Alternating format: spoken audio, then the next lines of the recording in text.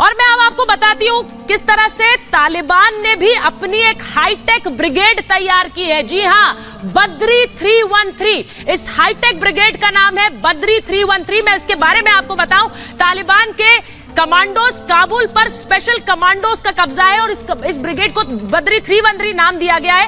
امریکی ہتھیار جو کہ امریکی سینا لے کر آئی تھی, ان ہتھیاروں سے لیس ہے یہ بدری 313.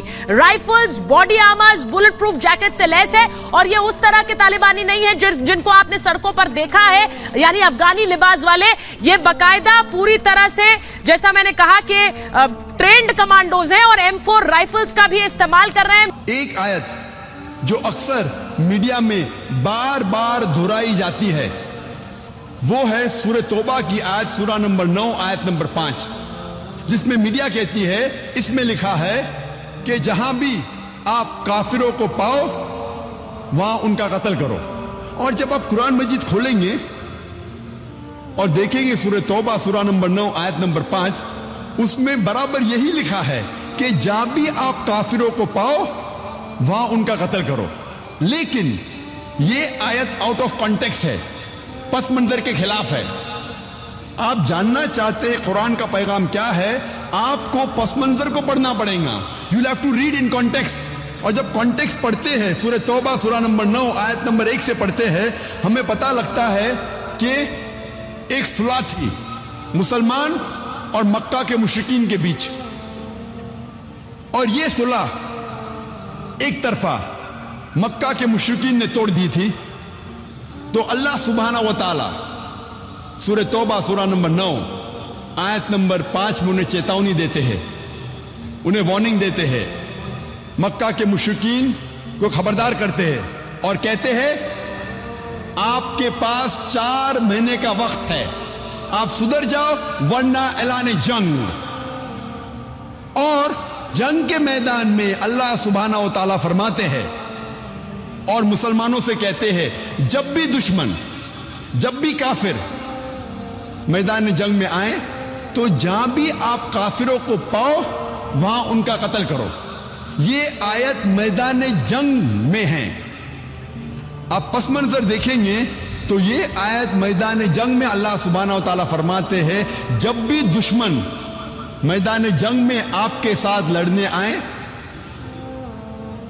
جو ایمان نہیں رکھتے, جو کافر ہے, آپ ڈرو مت, ان کے ساتھ ڈٹ کے مقابلہ کرو. اور عام طور پہ آپ جب بھی دیکھو کوئی بھی آرمی جنرل, مثال کے طور پہ ایک جنگ اگر ہو رہی تھی امریکہ, USA اور ویتنام کے بیچ, but natural army general of USA یہ کہیں گا اپنے سپاہی سے جنگ کے میدان میں, وہ یہ نہیں کہیں گا ڈر جاؤ اور بھاگ جاؤ, وہ یہ کہیں گا کہ جب بھی ویتنامیز, جب بھی دشمن آئے آپ ڈرو مت, آپ ان کا قتل کرو. عام طور پہ کوئی بھی سپاہ سالار, کوئی بھی آرمی جنرل اپنے سپاہی کی ہمت افزائی کرنے کے لیے جنگ کے میدان میں یہی کہیں گا کہ ڈرو مت, اب لڑو, جہاں بھی دشمن کو پاؤ آپ ان کا قتل کرو. تو وہی تو قرآن مجید میں اللہ سبحانہ تعالیٰ فرماتے. لیکن کئی بار دشمن اسلام آؤٹ آف کانٹیکسٹ کوٹ کرتے ہیں, اور انٹرنیشنل میڈیا کے علاوہ ہندوستان میں بھی کئی دشمن اسلام ہیں. اور ایک بہت فیمس رائٹر, لیکھک جو اسلام کے خلاف لکھتا ہے, اس کا نام ہے ارون شوری. وہ یہی آیت کا حوالہ دیتا ہے اپنی کتاب ورلڈ آف فتواز میں, اور کہتا ہے قرآن میں لکھا ہے سورہ توبہ سورہ نمبر 9 آیت نمبر 5 میں, جہاں بھی کافروں کو آپ پاؤ, بریکٹس میں وہ کہنا چاہتا ہے ہندو, جہاں بھی آپ کافروں کو پاؤ وہاں ان کا قتل کرو. میں پوچھتا ہوں کہ اتنے ہندو یہاں رہ رہے ہیں, کیا عام طور پہ مسلمان ہندو کا قتل کرتا ہے؟ اور ورس نمبر 5 کے بعد ارون شوری چھلانگ مارتا ہے ورس نمبر 7 پہ. کیوں؟ کیونکہ ورس نمبر 6 میں اس کی بیماری کا علاج ہے. ورس نمبر 6 میں کوئی بھی انسان جس کے پاس تھوڑا بھی عقل ہے وہ فوراً پہچان لے گا کہ اس میں کچھ گڑبڑ ہے. کیونکہ ورس نمبر 6 میں اس کی بیماری کا علاج ہے. ورس نمبر 6 سورہ توبہ سورہ نمبر 9 آیت نمبر 6 میں اللہ تعالیٰ فرماتے کہ اگر مشرک، اگر کافر، اگر آپ کے دشمن امن چاہتے ہیں تو انہیں صرف چھوڑ مت دو، لیکن ان کو حفاظت کے ساتھ ایسی جگہ پہ لے جاؤ جہاں وہ محفوظ ہے. escort them to a place of security. دشمن کو صرف چھوڑو مت، ان کے ساتھ جاؤ اور ایسی جگہ پہ انہیں چھوڑ آؤ جہاں وہ محفوظ ہے.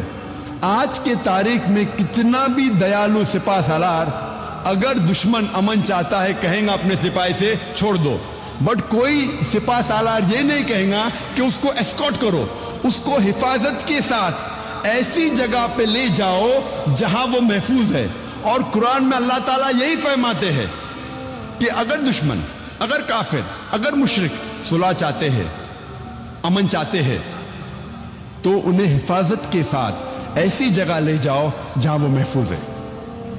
اور اکثر جب بھی قرآن میں آپ پڑھیں گے جہاں جنگ کے میدان میں لڑائی کے بارے میں لکھا ہے اور کہا گیا ہے کہ جب دشمن آتے ان کے اوپر حملہ کرو، اس کے فوراً بعد اکثر چاہے سورہ انفال ہو، سورہ توبہ ہو، آپ قرآن میں اکثر اس کے بعد لکھا ہے کہ امن بہتر ہے.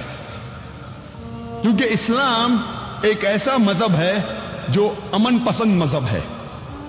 امن ہمیشہ بہتر ہے.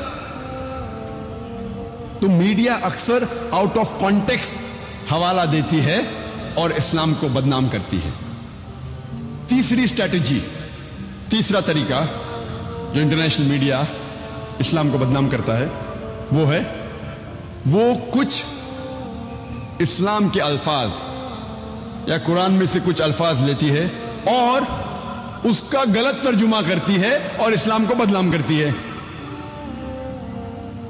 اور سب سے زیادہ بدنام لفظ اسلام اور قرآن میں جو موجود ہے، جو میڈیا جو سب سے زیادہ بدنام کرتی ہے آج کی تاریخ میں، وہ ہے لفظ جہاد. اور میڈیا ایسا پیش کرتی ہے کہ جہاد کی معنی کیا ہے. میڈیا کہتی ہے کہ جہاد مطلب کوئی بھی مسلمان جب جنگ کرتا ہے کوئی بھی وجہ سے، چاہے اپنی ذاتی وجہ ہو، چاہے پیسے کے لیے ہو، چاہے پاور کے لیے ہو، چاہے طاقت کے لیے ہو، چاہے علاقے کے لیے ہو، کوئی بھی وجہ سے اگر مسلمان لڑتا ہے اسے کہتے ہیں جہاد. اور یہ غلط فہمی صرف غیر مسلمانوں میں نہیں، کئی مسلمانوں میں بھی ہے. میڈیا اسے اتنا عام کر چکا ہے کہ غیر مسلمان تو چھوڑو، آج کل اکثر مسلمان بھی سمجھنے لگے ہیں کہ اگر کوئی مسلم لڑتا ہے کوئی بھی وجہ سے، چاہے ذاتی وجہ ہو، چاہے پیسے کے لیے ہو، چاہے پاور کے لیے ہو، چاہے علاقے کے لیے ہو، اسے کہتے ہیں جہاد. جہاد کی یہ معنی بالکل نہیں ہے. جہاد آتا ہے عربی لفظ جہادہ سے، جس کے معنی ہے جد و جہد، ٹو اسٹرائیو. جہاد مینس ٹو اسٹرگل. اور اسلامک شریعت اس کی معنی ہے کہ جب ایک انسان اپنے نفس کے خلاف جد و جہد کرتا ہے اللہ سبحانہ و تعالیٰ کے احکامات پہ عمل کرنے کے لیے، اسے کہتے ہیں جہاد. یہ افضل جہاد ہے. جہاد کے معنی ہے جد و جہد. اور اسلامک پس منظر میں اگر ایک مسلمان یا کوئی انسان اپنے نفس کے خلاف جد و جہد کر رہا ہے اللہ سبحانہ و تعالیٰ کے احکامات پہ عمل کرنے کے لیے، اسے کہتے ہیں جہاد. اگر ایک انسان جد و جہد کر رہا ہے معاشرے کو سدھارنے کے لیے، اسے کہتے ہیں جہاد. اگر ایک انسان میدان جنگ میں ظلم کے خلاف جد و جہد کر رہا ہے، اسے کہتے ہیں جہاد. اگر ایک انسان حق کے لیے، اپنی جان بچانے کے لیے میدان جنگ میں ان سیلف ڈیفنس اگر جد و جہد کرتا ہے، اسے کہتے ہیں جہاد. جہاد کی معنی ہے جد و جہد. It means to strive and struggle.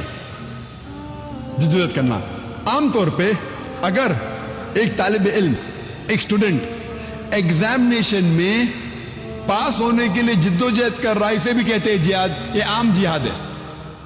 جو پہلے 4 معنی میں نے کہا وہ جہاد فی سبیل اللہ، اللہ کے راہ میں جہاد کرنا. جہاد کئی قسم کے ہیں. جدوجہد کرنے کو کہتے ہیں جہاد، لیکن اللہ کے احکامات پہ عمل کرنے کو کہتے ہیں جہاد فی سبیل اللہ.